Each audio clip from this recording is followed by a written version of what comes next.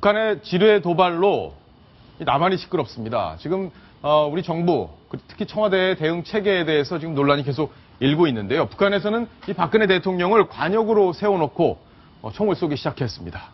그리고 이 대면 보고가 이루어지지 않는 일이 반복적으로 이루어지고 있는데 같은 지적에도 왜 이런 일이 반복되고 있는 건지 저희가 분석을 해드리겠습니다. 그리고 LG에서 우리 부상당한 하사들에게 10억을 내놨는데 그 이야기까지 자세히 해보겠습니다. 자, 먼저 관련 소식 전에 조금 전에 들어온 뉴스부터 정리를 좀 해드려야 될 텐데 새정치민주연합의 박기춘 의원에 대한 체포동의안 국회에서 조금 전에 처리가 됐다고 합니다. 당시 상황 어땠는지 천상철 차장과 함께 짚어보겠습니다. 천 차장. 네.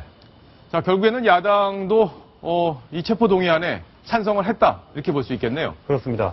원칙적으로 했고 당론 투표하지 않고 의원들의 양심에 맡긴다고 했기 때문에 대부분 의원들의 개인적인 의사에 따라서 체포동의안이 표결 처리가 됐는데 과반수 이상의 제적의원 과반수 이상의 찬성을 얻어서 이번 19대 국회에 들어 네 번째로 체포동의안이 통과되는 기록을 남기게 됐습니다.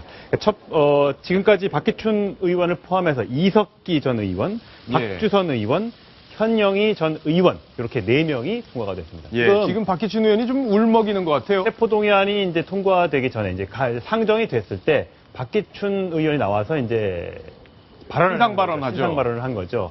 예, 체포동의안 뒤에 숨지 않겠다. 나가서 영장실질심사 떳떳이 받겠다. 뭐 이러면서 심경을 밝히는 도중에 울컥해서 눈물을 보이고요. 옆에 정도원 의원이 잠깐 보였는데 정도원 의원도 과거에 체포동의안이 국회에 상정이 됐다가 부결이 됐던 적이 있습니다. 그랬죠. 물론 대법원에서 무죄가 났기 때문에 정도원 의원은 전혀 문제가 없는 사람이지만 그때 마음을 알기 때문에 정도원 의원이 좀 더 격려를 해준 것 같습니다. 그러네요. 손을 눈물을 닦아주는 모습인데 그러니까 이제 카메라에 좀 찍히라고 좀 닦아준 것 같기도 하고 그렇습니다. 사실 정도원 의원 같은 경우는 그때도 체포동의안이 부결됐을 때 난리가 났었거든요. 근데 결국 대법원에서 무죄가 났습니다. 그러니까 이런 경우도 있을 수 있기 때문에 무죄 추정의 원칙에 의해서 체포동의안이 부결될 수도 있는 건데 워낙 박기춘 의원에게 제기됐던 여러 가지 의혹들이 워낙 사실인 것처럼 기정사실화되는 상황에서 아마 의원들도 반대표를 던지기는 쉽지 않았던 것 같습니다. 예, 박성훈 의원, 논설위원. 사실은 저 표결을 하기 전에 과연 통과가 될 것이냐 반신반의하는 그런 분위기였는데 문재인 대표도 그동안 계속 원칙적으로 이거 처리하겠다는 입장을 밝혔고 야당의 동료 의원들 뭐 좀 안타까운 마음이 동료니까 있었을 수 있는데 결국엔 국민의 눈높이에 맞는 결정을 한 거 아닌가 싶습니다. 실제 보면은 이번에 본인이 다 시인을 했고 그러니까 증거인멸에 우리가 없죠. 그다음에 무슨 현역 의원이 그 도주에 우리가 없고 그래서 꼭 구속을 해야 되느냐 이런 사안인데 본인이 뭐 부인하는 것도 아니고 그래서 사실 동정론이 상당히 있어서 그 새정치연합 지도부에서 사실 긴장을 좀 했었습니다. 그런 동정론이 확산돼서 만일에 이 체포동의안이 부결되면 야 무슨 말로만 뭐 특권 내려놓기 개혁한다더니 이게 뭐냐라고 할까봐 걱정을 했는데 바로 그런 걱정을 감안해서 아마 당내에서도 상당히 동정을 하면서도 가결표가 꽤 나온 걸로 생각됩니다. 그렇군요. 손수호 변호사. 그러면 지금 이제 체포동의안이 처리가 되면 바로 구속이 되는 건 아니죠? 어떤 절차가 남아 있습니까? 그렇지 않습니다. 이제 오늘 가결된 체포동의안은 말 그대로 이제 체포를 할 수 있는 그런 권한을 이제 준 것이고요. 앞으로 이제는 국회의원으로서의 어떤 특권이 없이 일반적인 경우와 똑같이 절차가 진행되는 것인데요. 따라서 이제 영장이 청구됐기 때문에 영장 실질 심사가 이루어질 것입니다. 따라서 거기에서 판사가 구속영장을 이제 발부해서 정말 구속 상태로 수사할 필요가 있다. 라고 보여준다면 영장 발부되는 것이고요. 거기서 이제 발부가 안 될 경우에는 이제 불구속 상태에서 재판을 받을 것이기 때문에요. 앞으로 이제 일반적인 그런 피의자와 똑같은 절차를 받게 된다라고 보시면 되겠습니다. 본인의 죄를 시인했고 도주 우려가 없다는 점 때문에 법원이 또 다른 판단을 할 수도 있을 텐데 만약에 영장이 기각된다면 참 좀 황당한 상황이 될 수도 있겠습니다. 국회에서는 어쨌든 저렇게 정두원 의원이 눈물을 닦아줬지만 결과적으로는 통과가 됐다 이런 얘기 속보로 저희가 정리를 해드렸고요. 천상철 차장. 자, 북한에서 일단은 이 지뢰 도발에 대해서 지금 인정을 하지 않고 있는 상황인데 박근혜 대통령을 처음으로 관역에 올렸단 말이에요.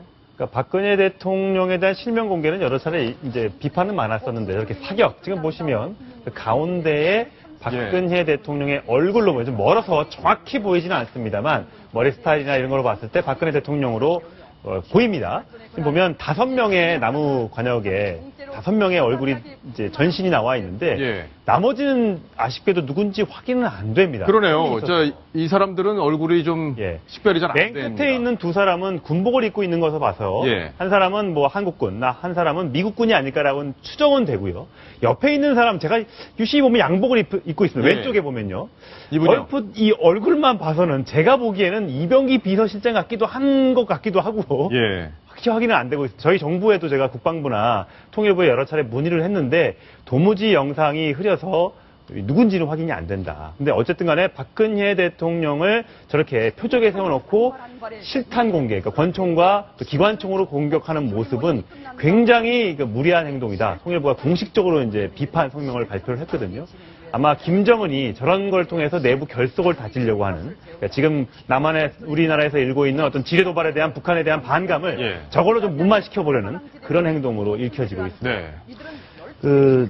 사실 박근혜 대통령에 대해서 처음에는 실명 비난 같은 게 없던 북한이 이제 실명 비난을 한 지 좀 됐고, 그럼에도 불구하고 이렇게 직접 관역으로 저렇게 한 거는 없었는데, 지금 이제 이명박 대통령 시절인 2012년에 두 차례 정도 이명박 대통령을 저렇게 관역을 세워놓고 사격하는 걸 방송에 내보낸 적이 있었습니다. 예. 그 이후로 현직 대통령을 저렇게 한 건 처음인데, 이런 배경과 관련해서는 무엇보다도 아마도 그 박근혜 정부와는 지금 이 상태로 가면 대화는 없다, 이런 메시지를 보다 분명히 하려는 이러한 의도가 하나 있는 걸로 분석하고 있고요. 또 하나는 그 대북 심리전을 우리가 제기했지 않았습니까? 특히나 이제 그 전방에서 그 확성기 방송을 두 군데에서 네 군데로 늘고 곧 전체적인 11개로 지금 확대할 상황이고, 앞으로 대북 전단도 날리려고 하는 계획인데, 이 부분에 대해서 바로 김정은이라고 하는 최고 존엄을 직접 겨냥한 우리의 그 직접적인 그 대북 심리전 공세에 대해서 엄중한 어떤 경고를 보내는, 이것에 대해서 좌시하지 않겠다, 예. 이런 의도로 전문가들은 분석하고 있습니다. 그렇군요. 자, 이 북한이 도발 왔는데 결국엔 우리 내부가 지금 시끄러지고 있는 그런 상황입니다. 보고를 제대로 했느냐 안 했느냐, 그 보고 시점 그리고 내용 이런 걸 놓고 지금 국회와 정부 사이에 공방이 벌어지고 있는데, 그 내용들을 저희가 영상으로 묶어봤습니다.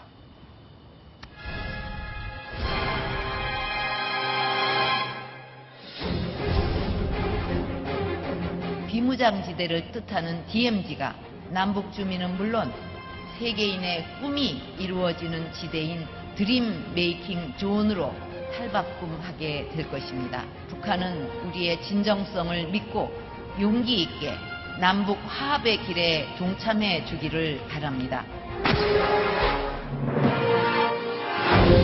8월 4일 늦게 북한의 목함지뢰에 의한 도발이다, 가능성이 매우 높다, 이렇게 확인을 했고, 그런 사실이 다 보고가 됐고, 통일부 장관은 아무 일도 없었다는 듯이 부당을 제안하고, 이게 좀 정신 나간 일 아닙니까? 청와대 NSC라는 사람들은 도대체 뭘 하는 사람들이길래.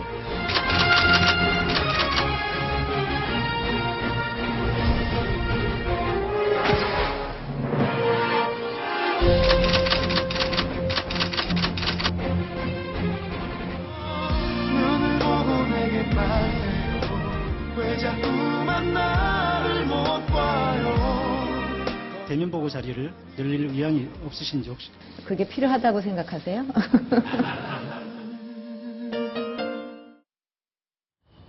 자, 대면 보고가 필요하냐 안 필요하냐, 이건 뭐 대통령이 가장 잘 알겠지만, 국민들은 대면 보고가 필요한 중대 사안이라고 여기고 있는 것, 이건 분명한 것 같습니다. 천상철 차장. 네. 지금 정부의 해명을 보면 약간 오락가락 하는데, 다 들어봐도 이렇게 선뜻 수긍이 되진 않습니다.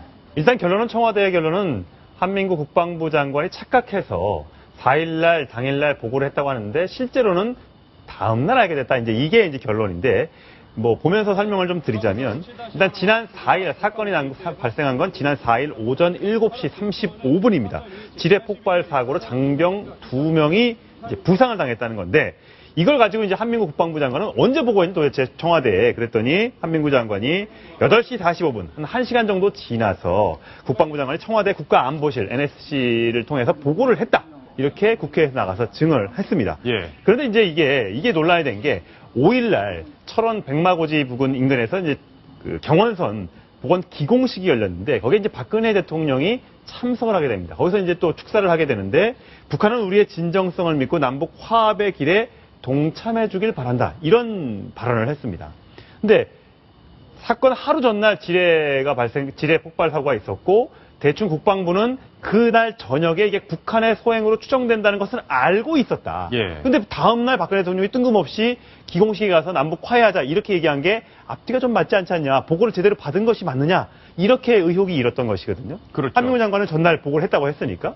근데 청와대가 그 다음날 어저께 저녁에 밤에 11시가 넘어서 출입기자들한테 문자 메시지로 해명을 보낸 겁니다. 워낙 급박했던 모양입니다. 청와대에 4일날 보고를 한 것은 그 지뢰 사고가 있어서 2명이 부상당했다는 얘기만 했지 그게 북한의 소행으로 추정이 된다는 얘기는 안 했다. 그러니까 우리는 정확히 모르고 있었다. 정확히 북한의 소행으로 소행으로 보인다는 얘기는 박근혜 대통령이 청와대 그 경원선 기공식에 갔다 온 그날 저녁에 있어서야 왔기 때문에 예. 모르는 상태에서 행사에 참석을 했다. 이렇게 청와대는 해명을 했습니다. 자, 청와대 그 말을 100% 액면 그대로 믿는다면 청와대는 10년 뒤에 나라 걱정이 아니라 내일 일어날 일도 예측을 전혀 못하고 있다는 얘기밖에 안 되는 거거든요. 이 지뢰 폭파가 일어난 곳이 어디입니까? 우리 장병들이 이 순찰을 나가기 위해서 드나드는 통문이었어요. 이 통문에 우리나라 이 국군이 지키고 있는 통문 지역에서 지뢰가 터졌으면 둘 중 하나 아시겠어요? 우리 군이 실수로 묻어놨거나 예. 정말 바보같이 묻어놨거나 아니면 북한군이 묻어놨을 가능성 이 두 가지밖에 없는데 둘 중에 한 가지 50대 50의 이 가능성을 놓고 만약에 북한의 것이 확인이 됐을 경우에 내일 대통령이 어떤 말을 해야 될지에 대해서는 아무 생각도 안 하고 그냥 우리 것이고 아무 일도 없었고 북한하고는 관련이 없을 것이다. 이렇게 안일하게 생각하지 않고서는 어떻게 그 다음날 대통령이 저런 발언을 할 수가 있겠습니까?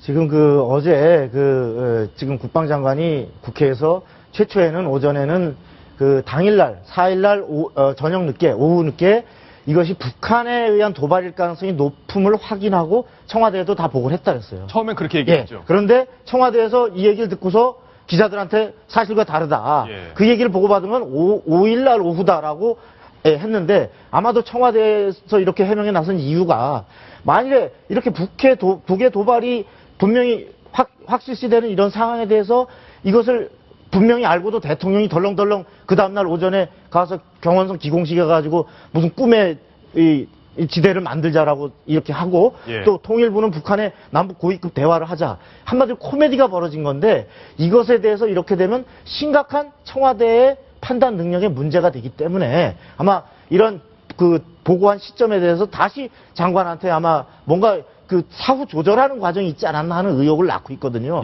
이 부분에 대해서는 앞으로도 분명하게 규명이 돼야 되는 것이 만일에 당시에 이런 상황을 정말 청와대 당일 오후 늦게 이런 상황을 보고하지 않았다면 장관은 엄청난 직무유기를 한 겁니다. 북의 도발임이 확실시되는 이런 상황을 보고하지 않았다? 장관 당장 파면돼야 돼요. 그 다음에 보고됐는데도 김관진 장관이나 NSC가 이걸 보고받고 대통령한테 보고하지 않았다? 그럼 김관진 장관 잘라야 됩니다.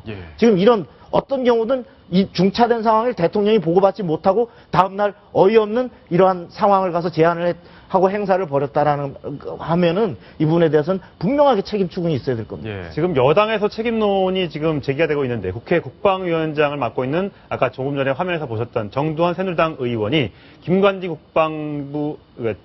김관진 청와대 안보실장에 대해서 이번 사태에 대해서 책임을 지고 사퇴해야 된다고 좀 주장을 하고 있기 때문에 이 파문이 좀 오래 갈 것 같습니다. 자, 일단 청와대가 잘못하고 또 정부가 잘못 대응했다. 여기에 대해서는 의심의 여지가 없는 그런 상황으로 흘러가고 있는 것 같습니다. 자, 시청자 질문이 왔는데 이번 질문은 박성원 논설위원께 드리겠습니다. 박근혜 대통령은 혹시 휴대전화 없나요? 예전에 기사 보면 발신번호 없으므로 전화가 뜨면 대통령 전화라고 하던데 평소에 참모나 장관들이 대통령과 통화하는 게 어려운 건가요?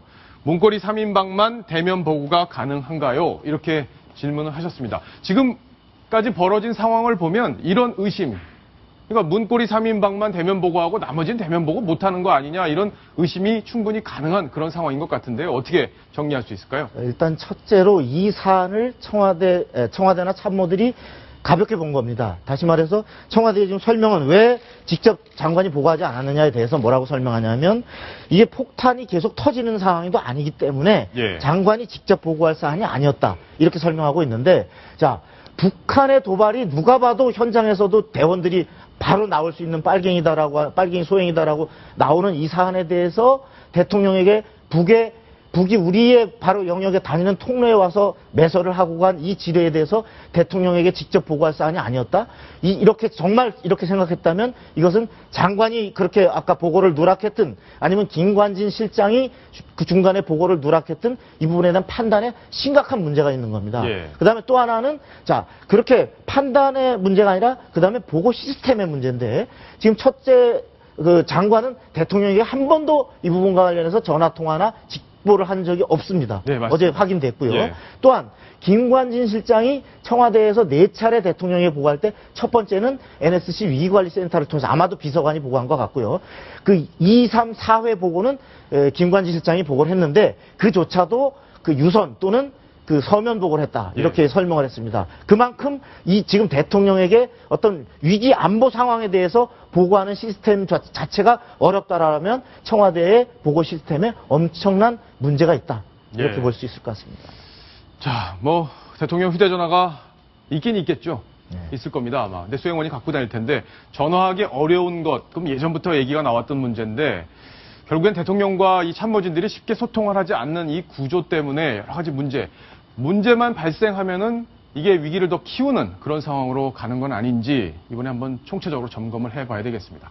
여당에서도 조금 전에 천상철 차장이 정리를 했지만 정두원 의원도 이 안보 라인에 대한 물갈이가 필요하다 이런 지적이 있었다고 하는데 새누리당의 하태경 의원도 비슷한 주장을 내놔서 관심을 모았습니다. 자, 하태경 의원 지금 전화로 연결을 해서 정부의 문제점 뭐였는지 어떻게 대응해야 되는지 자세히 한번 짚어보겠습니다.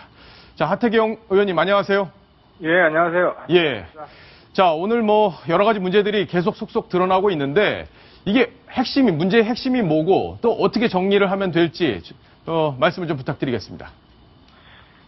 일단 이제 두 가지인데요. 이제 그 안보 실장이죠. 안보 실장의 어떤 상식적인 판단 능력과 또 이제 정무적인 판단 능력의 문제인데 예. 그 지뢰 터진 장소에서는 터졌다는 사실 하나만 보고받아도 그 북한이 했을 가능성이 아주 높다. 거의 7, 80% 이상은 북한이 했을 것이다라고 직감할 수 있어요. 예, 그 당연한 상식이죠. 예, 왜냐하면 우리나라 지뢰는 무릎 지뢰가 없어요. 발목 지뢰나 혹은 개인 사람이 죽는 두 가지밖에 없어요. 무릎 지뢰는 다 북한 거예요. 그리고 그 수시로 드나드는 곳이에요. 저기가 일주일에도 몇 번씩 드나드는데 그 전에는 사고가 없었는데 이번 있었다는 건 요 며칠 사이에 누가 심었다는 거잖아요. 그렇죠. 그리고 경사도 남쪽에서 북쪽으로 돼 있기 때문에 흘러내려올 가능성도 없고 이러면은 사고 당일날 북한이 했을 거라고 국방부 장관은 물론이고 평생 군생활만 해온 김관진 장관도 북한이 했을 가능성이 높다고 알았어야 되고 그 상황에 대해서 이걸 이제 앞으로 어떻게 해야 되느냐 판단이 있었어야 돼요. 그 다음날 여러 가지 통일 관련 행사가 있는데 대통령이 어떤 스탠스를 취해야 되느냐. 근데 이 문제에 대해서 대통령이 어떤 스탠스를 취해야 되느냐에 대해서 깊이 고민을 안 했거나 아니면 완전히 잘못된 오판을 했거나 두 가지 중 하나인 거죠. 그러니까 어쨌든 어떤 경우든 정무적인 판단 능력이 아주 결여되어 있다고 볼 수 있죠. 자, 그러면 어떻게 이 문제를 해결을 해야 됩니까? 앞으로 이제 이런 일이 발생을 또 할 가능성도 배제할 수는 없는 상황인데 안보 라인에 대한 물갈이가 필요한 겁니까? 어떻게 대응을 해야 될까요? 일단 중요한 건요. 북한에 대한 우리가 보복 차원에서 심리전을 하잖아요. 예. 이 문제가 이제 목소리가 낮아지면 안 됩니다. 그래서 심리전 강화하고 라디오 방송도 하고 그래도 사과 안 하면 대북 TV 방송까지 계속 강도를 높여가면서 압박을 하는 게 필요하고요. 그 다음에 문제는 뭐냐면 인사는 참 말하기가 어려운 게 만약에 더 좋은 사람이 있으면 안보실장에 그러니까 예를 들어 안보실장이 제가 볼 땐 더 잘할 수 있었다는 거죠. 근데 아주 못한 건 또 아니거든요. 예. 그러니까 하루 이틀 미뤄졌고 물론 이제 하필 그 다음날 여러 가지 통일 관련 행사가 있어가지고 안보실장의 능력 없는 것이 두드러져가지고 지금 안보실장이 공경에 처해 있는데 만약에 더 좋은 사람으로 인사를 할 수 있으면은 저는 적어도 뭐 국방부 장관이 잘못이 한 10이라 그러면 예. 안보실장은 한 100 정도는 된다고 생각해요. 결국에 청와대 잘못이 더 크다. 안보실장 잘못이 훨씬 더 크죠. 예. 그래서 그 책임을 진다면은 안보실장 한 사람이 지는 것이 필요한데 걱정은 그거죠. 이제 인사에서 더 좋은 사람이 대안이 있느냐 바로 이 부분일 텐데. 예, 알겠습니다. 지금 대안 구하는 문제 일단은 책임 소재부터 분명히 가리고 이제 접근을 해야 될 문제가 아닌가 싶습니다. 자, 말씀 오늘 고맙습니다. 하태경 의원이었습니다. 네, 감사합니다. 자, 이동희 차장. 네. 예. 그 청와대에다가 질문을 좀 해야 될 필요가 있습니다. 지금 청와대 해명은 우리는 잘못이 없다. 그리고 제대로 보고받았고 제대로 판단해서 모든 일련의 발표가 있었다. 이렇게 말을 하고 있는데요. 국민들이 수긍을 못하는 대목이 있겠죠. 자, 이것과 비슷한 수준의 북한 도발이 또 일어나면 또 이렇게 할 거냐 이겁니다. 대면 보고하지 않고 그저 모든 것이 청와대 판단대로 최종 확정될 때까지는 북한을 향해서 일정대로 그냥 계획대로 대통령이 똑같은 발언을 또 해 나갈 것이냐 이런 문제죠. 이 부분에 대해서 청와대가 대답을 할 수 있다면 국민들이 수긍을 하겠죠. 예. 근데 대답하기가 참 어려울 것 같은데, 자, 일단 뭐 반성, 그리고 잘못된 부분에 대해서는 수술, 그리고 보완 이런 것들이 반드시 뒤따라야 되겠습니다. 자, 그런데 술자리가 또 논란이 되고 있습니다. 이 합참의장의 술자리였는데 사고가 발생한 이후에 났던 그 술자리와 관련된 새로운 논란 저희가 또 영상으로 준비해봤습니다.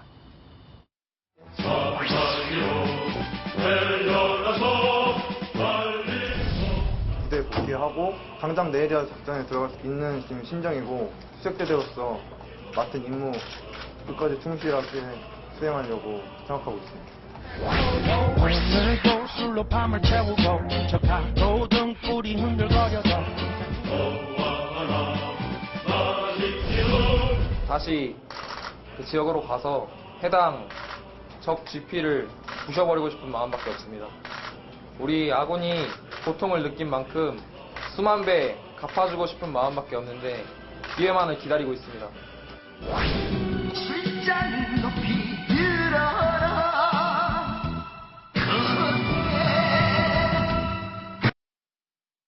박성원 논설위원. 네. 두세 잔 마셨다. 그러니까 문제 없다. 이거는 좀 책임감이 너무 떨어지는 해명 아니었습니까? 그 전방부대에서 지금 적이 침투해서 매설한 지뢰에 우리 병사들의 발목이 날아간 이런 상황에서 합참의장이 술을 마실 수 있느냐. 이러한 어떤 감성적인 문제, 그것을 벗어나서 정말 심각한 문제가 있는 겁니다. 예. 뭐냐면 지금 저 병사가 뭐라 했습니까? 병사는 평소에 그 와중에서 발목이 날아간 상황에서도 적진을 향해서 총구를 잃지 않고서 예. 겨냥하고 또 동료를 구출하고 배운 대로 작전대로 훈련받은 대로 다 했습니다. 예. 그리고 지금 이 순간도 당장이라도 적진 GP로 뛰어가서 10배, 1000배, 1000배 그 박살을 내고 싶다. 이것도 교육받은 대로입니다. 예. 바로 최윤희 합참의장이 얼마 전에 서해 그 사령부에 가서 한 얘기가 북에 적의 도발이 있으면 그 위에 보고 이전에 바로 선조치 후보고하라. 예. 이렇게 지시를 한 사람입니다. 그렇다면 바로 북한의 도발이 확인된 5일 바로 그날이라면 당연히 어떻게 이것을 10배, 1000배, 100배 보복을 할 것인지를 바로 작전을 총괄 지휘해야 되는 사람이 바로 최윤희 합참의장입니다. 예. 그렇다면 바로 정 위치에서 바로 이 부분에 대한 보복 작전을 대기시키고 모든 걸 준비시키고 대통령의 명이 떨어지면 바로 즉시 작전을 전개할 수 있게 정 위치를 사수해야 되는 사람이 합참의장입니다. 그런데 이것을 공복과 직원들 10몇 명 미뤄진 회식 사기를 생각해서 지금 병사들의 사기는 생각도 안 하고 국민의 사기는 생각도 안 하고 저기서 폭탄주를 들 생각을 했다. 폭탄주 아니라 다른 어떤 술이라든 이것을 했다면 이건 명백한 본분 이탈이기 때문에 엄중 문책을 해야 된다고 생각됩니다. 예. 전 차장. 네. 뭐 두세 잔밖에 안 마셨다라는 말이 입에서 나오는 것 자체가 저는 참 군 기강이 얼마나 흐트러져 있는지를 보여주는 그런 얘기인 것 같아요. 뭐 해명은 그렇습니다. 뭐 그 언론 보도에 따라 나온 식당도 아니고 그 식당과 다르고 값도 그만큼 주지 않았었고 그다음에 맥주 두세 잔 먹었기 때문에 그 다음날 출근해도 지장이 없었고 이런 정도의 해명 자료가 어제 밤에 나왔었는데 지금 박선원 논설위원이 얘기한 것처럼 누구도 저 해명에 대해서 납득할 수 없고요. 과거 2010년도에 3월 26일 날 천안함 폭침 사건이 있었을 때도 당시 이상희 합참 의장이 저녁에 해군 참모총장 등 군 수뇌부 30여 명과 폭탄주를 겸한 회식을 했다가 그 사실이 결국 뒤늦게 감사원 결과에서 확인이 되면서 옷을 벗었던 적이 있습니다. 5년 전에도 비슷한 사건이 있었는데도 5년이 지난 지금도 똑같은 일이 반복됐다는 것.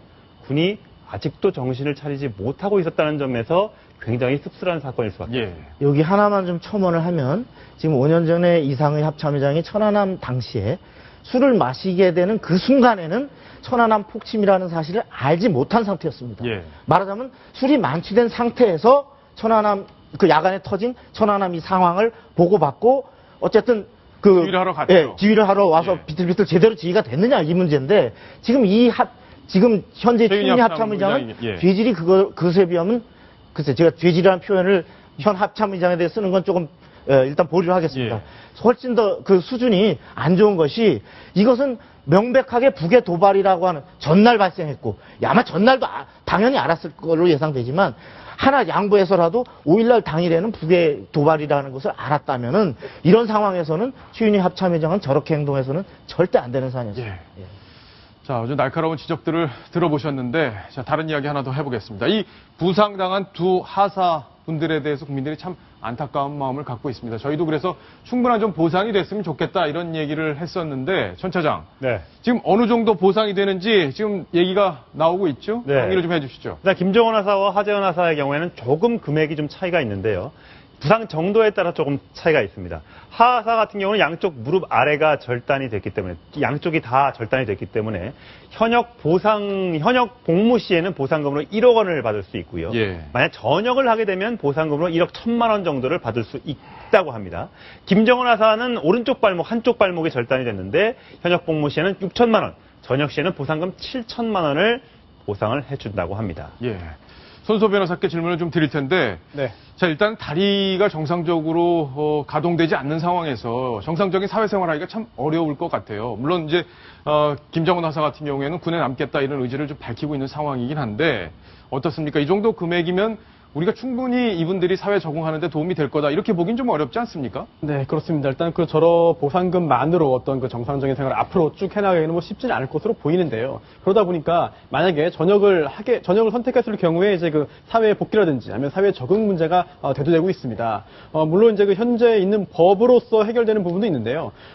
뭐 국가보훈처에 마련되어 있는 뭐 제대군인 지원센터가 있고요. 또 국가유공자 등의 그 예우나 지원에 관한 법률이 있습니다. 거기에 그 전상 군경에 해당되기 때문에 여러 가지 그 취업에 있어서의 어떤 그 가산점이라든지 아니면은 그 국가기관이나 기업체의 채용 의무들이 있는데요. 하지만 그런 현행 법에 따라서 최대한의 지원을 한다 하더라도 일단은 그 이 두 장병이 그 앞으로 그 정상적인 그런 생활을 하기에는 좀 미흡한 것이 아닌가 생각이 되기 때문에 기차 그 법에 규정된 것 이상의 어떠한 그 특별한 지원이 뭐 사적인 영역에서나 아니면 공적인 영역에서 충분히 있어야만 앞으로 장병들의 사기가 저하되지 않고 또 앞으로 또 입대를 한 그런 많은 장병들이 있고요. 또 게다가 또 그 지점 사고 발생한 그 지점에서 또 근무해야 되는 장병들 지금도 근무하는 장병들이 있습니다. 이런 장병들의 사기를 고려해서 충분한 가장 가능한 아주 그 활발하고 가능하고 아주 많은 그런 지원들이 약속되어야만 하지 않을까 그렇게 생각합니다. 법을 개정해서라도 조금 적극적인 좀 지원, 조금 이 정도면 충분하다라는 사회적 공감대가 형성될 때까지 지원할 수 있는 그런 제도가 좀 필요하지 않나 이런 생각이 듭니다. 이동희 차장. 근데 이제 LG그룹에서 이 두 하사분들에게 5억씩 내놓겠다 이렇게 발표를 했어요. 그렇습니다. 오늘 그 전해드리는 소식마다 다 우울하고 화가 나는 소식이었는데 LG그룹에서 이렇게 희생됐던 우리 두 장병에게 5억 원씩이라는 거금의 이 격려금을 지원을 하기로 했다. 이런 소식이 나왔습니다. 자, 그럼 LG그룹에서는 왜 이런 결정을 했는지 제가 오늘 통화를 한번 해봤는데 목소리를 한번 직접 들어보시겠습니다. 국무회장을 비롯한 임직원들이 장병들이 보여준 강한 전우회와 사명감에 감동을 받았습니다. 두 장병들의 치료와 재활에 많은 시간과 비용이 들 것으로 예상되는데 조금이나마 도움이 되었으면 좋겠다는 생각에 위로금을 전달하게 되었습니다. 이동희 차장. 자, LG는 뭐 그전에도 이 공무원들, 군복 입은 공무원, 또 경찰 공무원, 소방 공무원들이 이렇게 어려운 일을 당하면 적극적으로 지원을 했던 기억이 있습니다. 맞습니다. 제복 입은 이런 훌륭한 분들이 희생됐을 때 주저하지 않고 가장 먼저 후원의 도움의 손길을 내민 그룹이 바로 LG그룹인데요. 작년만 해도 그렇습니다. 이 진도 팽목항에서 이 유족들을 지원하던 헬기가 돌아가던 도중에 추락을 해서 5명의 소방관이 모두 순직하는 일이 있었는데요. 이때도 모두 5억 원, 한 사람당 1억 원씩 지원을 했고요. 그 이전에도 인천 강화경찰서 정옥성 경감이 이 자살자를 구조하기 위해 바다에 뛰어들었다가 희생되는 일이 있었는데요. 이때도 정경감 유족 쪽에 5억 원의 이 후원금을 내고 또 자녀들이 대학에 진학할 때는 그 학비까지 모두 지원하겠다 이런 약속을 해서 국민들에게도 위로가 되었던 그런 기업입니다. 그러게 오늘 저희 시청자 친구분들도 카카오톡으로 많은 의견을 주셨는데 LG한테 상당히 감사해야 하는 마음을 전하기도 했습니다. 자, 보니까 롯데도 이번에 10억을 내놨다. 이렇게 해서 또 이 두 그룹이 좀 비교가 되는 그런 얘기가 지금 벌어지고 있는데 어떻습니까? 네, 맞습니다. 화면에 보시는 것처럼요. 이 롯데그룹에서는 윤봉길 의사 기념사업회와 연계를 해서 이런 기념사업을 하는데 10억 원, 이 5년에 걸쳐서 10억 원을 후원하겠다 이렇게 발표를 했습니다. 그 이전에도 안중근 의사나 김자진 장군 기념회에 각각 이 금액을 내놨는데요. 일본과 관련돼 있다 이런 얘기 때문에 그랬는지 이런 그 독립운동가들에 대한 사업을 많이 벌이고 있는 것 같습니다. 예, 알겠습니다. 뭐 어떻게 비교할지 시청자 여러분께서 판단을 하시리라 이렇게 생각이 됩니다.